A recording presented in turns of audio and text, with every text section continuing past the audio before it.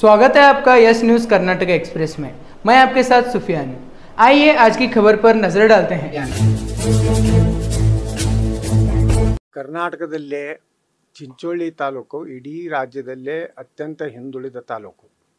ಅಲ್ಲಿ ಮಕ್ಕಳ ಸಣ್ಣ ಇವ್ರನ್ನ ಶಿಶುಗಳನ್ನು ಮಾರಾಟ ಮಾಡೋಷ್ಟು ಕೆಟ್ಟ ಪರಿಸ್ಥಿತಿ ಆರ್ಥಿಕವಾಗಿದ್ದಂಥದ್ದು ಮತ್ತು ಹೆಚ್ಚು ದಲಿತರು ಹಿಂದುಳಿದ ವರ್ಗದ ಜನ ಇರುವಂಥ ಒಂದು ಮತಕ್ಷೇತ್ರ.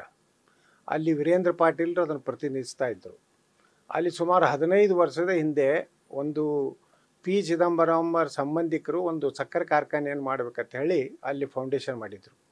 ಅವರಿಗೆ ಅದು ಆಗದೇ ಇರೋದ್ರಿಂದ ಹೈದರಾಬಾದದ ಒಂದು ಕಂಪ್ನಿಗೆ ಅದನ್ನು ಮಾರಾಟ ಮಾಡಿಕೊಂಡ್ರು.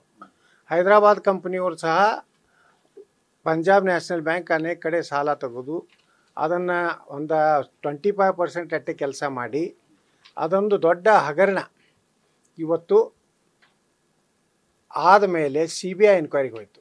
CBI ಎನ್ಕ್ವೈರಿಗೆ ಹೋದ್ಮೇಲೆ 10 ವರ್ಷದಿಂದ ಇದನ್ನು ಆಕ್ಷನ್ ಮಾಡಬೇಕಂತ ಹೇಳಿ ಪಂಜಾಬ್ ನ್ಯಾಷನಲ್ ಬ್ಯಾಂಕ್ನವರು ನಿರಂತರವಾಗಿ ಟೆಂಡರ್ ಕರೆದ್ರು. 11 ಸಲ ಟೆಂಡರ್ ಕರೆದ್ರು ಸಹ ಯಾರೂ ಟೆಂಡರ್ ಹಾಕಲಿಲ್ಲ.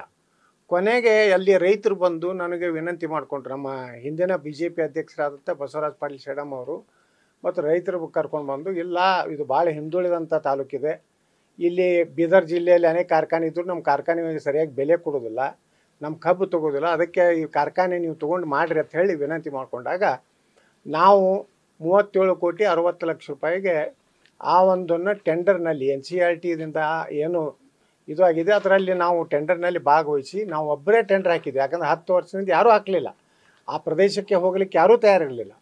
ಅದನ್ನು ನಾವು ತಗೊಂಡು ಸಿದ್ಧಸಿರಿ ಇಥನಾಲ್ ಆ್ಯಂಡ್ ಪವರ್ ಅಂತ ಹೇಳಿ ಸುಮಾರು 5,000 ಟನ್ ಪ್ರತಿ ದಿವಸ ಕಬ್ಬು ನಿಲ್ಲಿಸುವಂಥದ್ದು, ಸುಮಾರು 4.5 ಲಕ್ಷ ಲೀಟ್ರು ಇಥನಾಲ್ ತಯಾರು ಮಾಡೋವಂಥದ್ದು, 3 ಟನ್ನು CNG ತಯಾರು ಮಾಡೋವಂಥದ್ದು, ಮತ್ತು ಇದು ಕೇವಲ ಕಬ್ಬಿನ ಫ್ಯಾಕ್ಟ್ರಿ ಅಲ್ಲ, ಮೆಕ್ಕೆಜೋಳ ಮತ್ತು ಅಕ್ಕಿಯಿಂದಲೂ ಸಹ ಇಥನಾಲ್ ತಯಾರು ಮಾಡೋವಂಥದ್ದು ಕಾರ್ಖಾನೆಯನ್ನು ಮಾಡಿ CFE ಸಲುವಾಗಿಯೂ ಇದೇ ರೀತಿ ತೊಂದರೆ ಕೊಟ್ಟರು. ಅವಾಗೂ ಹೈಕೋರ್ಟ್ ಮಧ್ಯಸ್ಥಿಕೆ ವಹಿಸಿ CFE ಇಶ್ಯೂ ಮಾಡ್ಬೇಕಂತ ಹೇಳಿದಾಗ ಅವಾಗ ಇಲ್ಲ, CFE ನಾವು ಇಶ್ಯೂ ಮಾಡ್ತೀವಿ, ಮುಂದೆ CFOನು ನಾವು ಕನ್ಸಿಡರ್ ಮಾಡ್ತೀವಿ ಅಂತೇಳಿ ಏನು AG ಅವರು, ಕರ್ನಾಟಕದ AG ಅವರು ಹೈಕೋರ್ಟಿಗೆ ಮಾತು ಕೊಟ್ಟರು. ಅದಾದಮೇಲೆ ಅದಕ್ಕೂ ಕೊಡಲಿಕ್ಕೆ ಸಾಕಷ್ಟು ಇದೇ ರೀತಿ ನಾವು ಧರಣಿ ಕೊಟ್ಟ ಮೇಲೆ CFE ಕೊಟ್ಟು ಕಳಿಸಿದ್ರು. ಆವಾಗೊಬ್ಬ ಚೇರ್ಮನ್ ಇದ್ದರು, ಶಾಂತ ತಮ್ಮಯ್ಯ ಅಂತೇಳಿ. ಅವಾಗೂ ಇದೇ ರೀತಿ ಇದೇ ಮೆಂಬರ್ ಸೆಕ್ರೆಟರಿ ಕೂಡ ಆಟ ಆಡ್ತಾಯಿದ್ರು. ಕೊನೆ ಕೋರ್ಟ್ ಇದೆ ಅಂತ ಹೇಳಿದಾಗ ಕೊಟ್ಟರು. ಇವತ್ತು ನಾವು 21ನೇ ತಾರೀಕಿಗೆ ಕೋರ್ಟ್ ಭಾಳ ಸ್ಪಷ್ಟ ಆದೇಶ ಕೊಟ್ಟಿದೆ, ಇಶ್ಯೂ ಮಾಡ್ರಿ ಅಂತ ಹೇಳ, ಕನ್ಸಿಡರ್ ಅಂತ ಹೇಳಿಲ್ಲ. ನೀವು ಎಲ್ಲ ಅವರು ನಿಮ್ಮ ಎಲ್ಲ ಷರತ್ತುಗಳನ್ನು ಅವರೆಲ್ಲರೂ ಫುಲ್ಫಿಲ್ ಮಾಡ್ಯಾರ ಮತ್ತು ಅವರ EC ಏನಿದೆ ಡೀಮ್ಡ್ ಆಗಿದೆ. ಇದನ್ನು ನಾವು ಮತ್ತು ಕೇಂದ್ರ ಸರ್ಕಾರನೂ ಸಹ ಏನು ಹೇಳಿದೆ ಅಂದರೆ, ಇಲ್ಲ ಅವ್ರು ನಾವು EC ಕೊಟ್ಟಿದ್ದನ್ನು ಇವರು ತಪ್ಪು ಮಾಹಿತಿ ಕೊಟ್ಟಿದ್ರು ಕೋರ್ಟಿಗೆ, EC ವಾಪಸ್ ತೊಗೊಂಡಿದೆ ಕೇಂದ್ರ ಸರ್ಕಾರ ಅಂತೇಳಿ. ನಮ್ಮ ಕೇಂದ್ರದ ಸರ್ಕಾರದ ವಕೀಲರು ಬಂದು ಅಟಾರ್ನಿ ಜನರಲ್ ಅವರು ಬಂದು ಅವರು ವಾದ ಮಾಡಿ ನಾವು ಯಾವುದೇ ರೀತಿ ವಾಪಸ್ ತೊಗೊಂಡಿಲ್ಲ, ಅವರು ಎಲ್ಲ ಏನು ಟರ್ಮ್ಸ್ ಆ್ಯಂಡ್ ಕಂಡೀಷನ್ ಅದೋ ಅದನ್ನು ಫುಲ್ಫಿಲ್ ಮಾಡ್ಯಾರ, ಅದಕ್ಕೆ ನಾವು EC ಕ್ಯಾನ್ಸಲ್ ಮಾಡಿಲ್ಲ ಅಂದಮೇಲೆ ಈ ಸರ್ಕಾರಕ್ಕೆ ಚೀಮಾರಿ ಹಾಕಿ ನೀವು ಇದನ್ನು ತಕ್ಷಣ ಎಲ್ಲ ಫುಲ್ಫಿಲ್ ಮಾಡಿದ್ದಾರೆ, ಇದಕ್ಕೆ ನೀವು CFO ಅಂದರೆ ಕನ್ಸೆಂಟ್ ಫಾರ್ ಆಪರೇಷನ್ ಅಂತೇಳಿ ಕೊಡಬೇಕಾಗ್ತದೆ, ಅದನ್ನು ಕೊಡಬೇಕಂತೇಳಿ ಆದೇಶ ಮಾಡಿದ್ದಾರೆ 21ನೇ ತಾರೀಕಿಗೆ. ಓಪನ್ ಕೋರ್ಟ್ನಲ್ಲಿ ಅವತ್ತು AG ಅವರು ಇದ್ದರು, ಪೊಲ್ಯೂಷನ್ ಬೋರ್ಡದ ವಕೀಲರಿದ್ದರು, ಎಲ್ಲರ ಮುಂದೆ ಓಪನ್ ಕೋರ್ಟ್ನಲ್ಲಿ ಜಜ್ಮೆಂಟನ್ನು ಓದಿದ್ದಾರೆ. ನಾವು 1:30 ಗಂಟೆಗೆ ಇಲ್ಲಿ ಬಂದೇವೆ. 1:30 ಗಂಟೆಗೆ ಬಂದಾಗ ಮೆಂಬರ್ ಸೆಕ್ರೆಟರಿ ಹೇಳಿದ್ರು, ಇಲ್ಲ ಸರ್ ಎಲ್ಲ ನಿಮ್ಮದು ನ್ಯಾಯಯುತ ಐತಿ, ಭಾಳ ಕ್ಲಿಯರ್ ಡೈರೆಕ್ಷನ್ ಇದೆ, ನಾವು ಇಶ್ಯೂ ಮಾಡ್ತೀವಿ. ಇದ್ರದ್ದು 1 ಗಂಟೆ ತನಕ ಅವ್ರಿಗೆಲ್ಲ ಹೇಳಿದ್ರು, ಅವ್ರಿಗೆ ಕ್ಲಾರ್ಕಿಗೆ ರೆಡಿ ಮಾಡ್ರಪ್ಪ ಎಲ್ಲ ಪುಟಪ್ ಮಾಡ್ರಿ ಅಂತೇಳಿ. ಅದ್ರ ಮೇಲೆ ಬರೆದ್ರು. ಅಲ್ಲಿಂದ ಮತ್ತೊಂದೇನು ನೆಪ ತೆಗೆದ್ರು, ನಿಮ್ಮ ಸರ್ಟಿಫೈಡ್ ಕಾಪಿ ತೊಗೊಂಡು ಬರ್ರಿ ಸರ್ ಅಲ್ಲಿ. ಮತ್ತು ಸರ್ಟಿಫೈಡ್ ಕಾಪಿ ತೊಗೊಂಡು ಬಂದು ಅದು ಕೊಟ್ಟು ರಿಸೀಟ್ ತೊಗೊಂಡಿವಿ. ತೊಗೊಂಡ ಮೇಲೆ ಆಟ ಚಾಲು ಆಯಿತು. ಅಲ್ಲಿಂದ ಇಲ್ಲಿವರೆಗೂ ಬರೀ ಸುಳ್ಳು ಹೇಳ್ಕೊತ, ಇಲ್ಲ ಸರ್ ಚೇರ್ಮನ್ ಬರಲಿಲ್ಲ. ಚೇರ್ಮನ್ ಅಂದರೆ ಈಗ ಪ್ರಿನ್ಸಿಪಲ್ ಸೆಕ್ರೆಟರಿ ಎನ್ವೈರ್ಮೆಂಟ್ ಇದ್ದಾರೆ, ಅವ್ರು ಬರಲಿ, ಅವರು ಬಂದರು.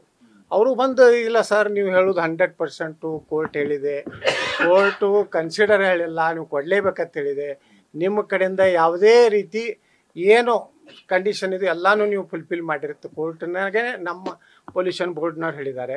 ಬರೀ ಇ ಸಿ ಬಗ್ಗೆನೇ ಡೌಟ್ ಇತ್ತು. ಇ ಸಿನೂ ಸಹ ESG ಬಂದು ಸೆಂಟ್ರಲ್ ಗೌರ್ಮೆಂಟಿಂದ ಬಂದು ಅವರು ಇ ಸಿ ನಾವು ವಾಪಸ್ ತೊಗೊಂಡಿಲ್ಲ ಅಂತ ಹೇಳಿದ್ಮೇಲೆ ಕ್ಲಿಯರ್ ಇದೆ ಸರ್, ನಾವು ಇದನ್ನು ಕನ್ಸಿಡರ್ ಮಾಡ್ತೀವಿ ಅಂತ ಹೇಳಿದ್ರು. ಅವ್ರು ಹೇಳಿ ಹೋದವರು ಅವ್ರು ವಾಪಸ್ ಬರಲಿಲ್ಲ. ಮೆಂಬರ್ ಸೆಕ್ರೆಟ್ರಿ ಈಗ ಸರ್ ಒಂದು ಅರ್ಧ ಗಂಟೆ ತಡ್ರಿ ಸರ್ ಮಾಡಿ ಕೊಡ್ತೀನಿ ಸರ್, ಎಲ್ಲ ಸ್ಟಾಫ್ನವ್ರಿಗೆ ಹೇಳಿದ್ರು ಯಾರೂ ಹೋಗಬೇಡ್ರಿ, ಇದನ್ನೊಂದು ಕ್ಲಿಯರ್ ಮಾಡಿ ಹೋಗೋದೈತೆ. ಅಲ್ಲಿಂದ ಇದನ್ನು ನಿರಂತರ 1.5 ಗಂಟೆದಿಂದ ನಾವು ಕಾಯ್ತಾ ಇದ್ವಿ. ಕೊನೆಗೆ ಇವರೆಲ್ಲ ನಾಟಕ ಮಾಡ್ಲಾಕತ್ತರು. ಅದಕ್ಕೆ ನಾವು ಮಾನ್ಯ ವಿರೋಧ ಪಕ್ಷ ನಾಯಕರಿಗೆ ನಾವು ಫೋನ್ ಮಾಡಿದೆ, ಹಿಂಗೆ ಇವರು ಈ ರೀತಿ ಆಗಿದೆ ಬರ್ಬೇಕನ್ನ ತಕ್ಷಣ ಅವರು ಧಾವಿಸಿ ಬಂದರು. ಈ ರೀತಿ ಇವತ್ತು ಈ ಘಟನೆ ಆಗಿದೆ. ಇಲ್ಲಿ ಭಾಳ ದೊಡ್ಡ ವ್ಯವಹಾರ ಆಗ್ತಾಯಿದೆ.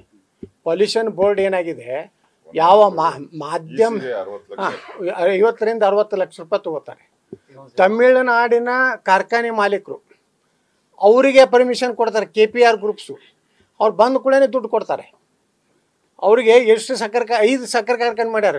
ನಾವು ಕನ್ನಡಿಗರು, ಅತಿ ಹಿಂದುಳಿದ ತಾಲೂಕಿನಾಗ ನಾವು ಕನ್ನಡಿಗರಿದ್ದವ್ರು ಇಲ್ಲೊಂದು ಕೈಗಾರಿಕೆ ಮಾಡ್ತೀರಂದರೆ ನಮಗೆ ಇಲ್ಲಿ EC ಸಿಗೋದಿಲ್ಲ, ಇಲ್ಲಿ CFO ಸಿಗೋದಿಲ್ಲ, ಮತ್ತು ಎಲ್ಲದಕ್ಕೂ ದುಡ್ಡು.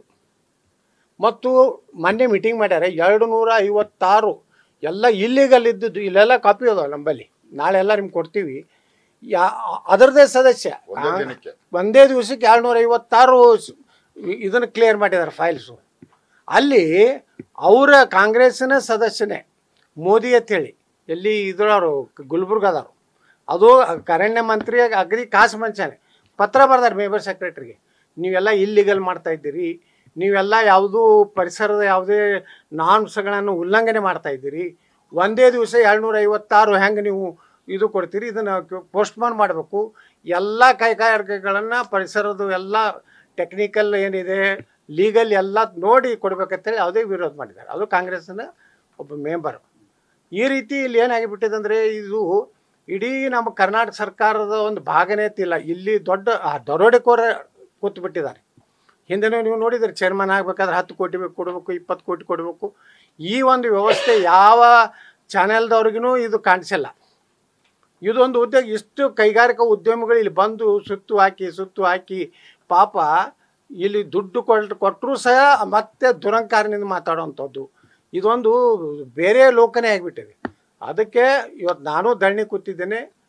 ನಾನು ಕೂತಂಥ ಉದ್ದೇಶ ಏನಪ್ಪ ಅಂದರೆ, ಇದೇ ರೀತಿ ಕನ್ನಡಿಗರಿಗೆ ಇಲ್ಲಿ ಕೈಗಾರಿಕೆನೇ ಮಾಡಲಿಕ್ಕೆ ಕೊಡಲಾರ್ದು. ಇವತ್ತು ನೋಡಿ ತಮಿಳ್ನಾಡ್ದವ್ರು ಬಂದ್ರೆ ಆರಾಮ ಮಾಡ್ತಾರೆ. ನಮ್ಮ ಕೈಗಾರಿಕಾ ಮಂತ್ರಿಗಳು ಮುಖ್ಯಮಂತ್ರಿಗಳು ಹೇಳ್ತಾರೆ, ನಾವು ಇನ್ವೆಸ್ಟ್ಮೆಂಟ್ ಮಾಡಿದ್ದಾರೆ, ಅವ ಲೂಲು ಮಾಲ್ 500 ಕೋಟಿ ರೂಪಾಯಿ ಮಾಡಿದ್ದಾನೆ.